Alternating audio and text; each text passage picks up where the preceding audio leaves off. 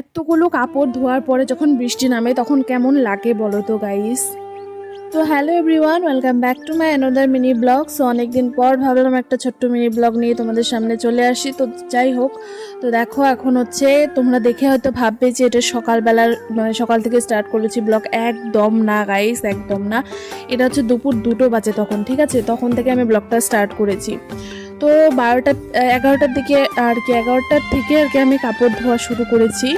তো ভেবেছিলাম যে বৃষ্টিটা নামবে না, কিন্তু সেই মানে কি বলবো, বৃষ্টি যখন আর কি কাপড় ধুয়ে তারপরে হচ্ছে মেলে দিলাম, আধা কাপড় মেলা হয়ে গেছে, তখনই আর কি বৃষ্টিটা নামতে হলো। কি আর বলবো, সেই কলের পাড়ে থাকা কাপড়গুলো আর ধুতে পারলাম না মানে পরে ধুয়েছি আর কি।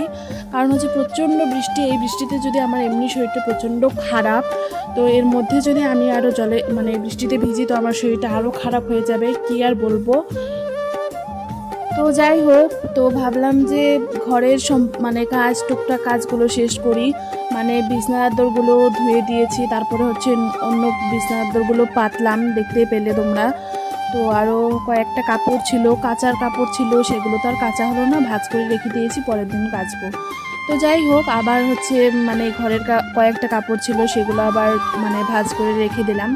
তারপরে এই যে স্নান করে ভাত খাচ্ছি, বৃষ্টি পড়ছে, দেখো ওয়েদারটা মানে ভালোও লাগছিল খারাপও লাগছিল, মিক্স, কি আর বলবো তোমাদেরকে।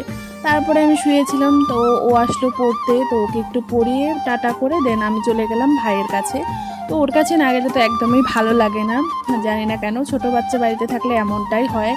আর লাস্টে গিয়ে মানে সবার কাছে আমি খারাপ হয়ে যাই, এরকম একটা হয়। তো কেন বললাম এগুলো আর বিস্তারিত বলছি না। তো এই দেখো ভাই আমাদের, তো এই ফুলগুলো তো ভীষণ ভালো লাগে। তারপরে ভাইকে নিয়ে চলে আসলাম একটু হচ্ছে রাস্তার দিকে, কারণ ওর শরীরটা প্রচণ্ড খারাপ ছিল। আসাটা ঠিক হয়নি, কারণ ও সর্দি সর্দি ভাব ছিল, শরীরটা প্রচণ্ড খারাপ।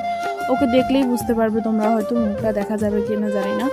তো যাই হোক, ওর শরীরটা খারাপ ছিল, দেখতেই পাচ্ছ। ও কোনো দিন এমন করে থাকে না, জানো তো। ও খুব শান্ত হলেও তবু একটু ছটপট লড়াচড়া করে, কিন্তু জানি না ওর আজকে কি হয়েছে। এই দেখো, দেখতেই পাচ্ছ কেমন একটা ছলছলে ছলছলে ভাব হয়েছে।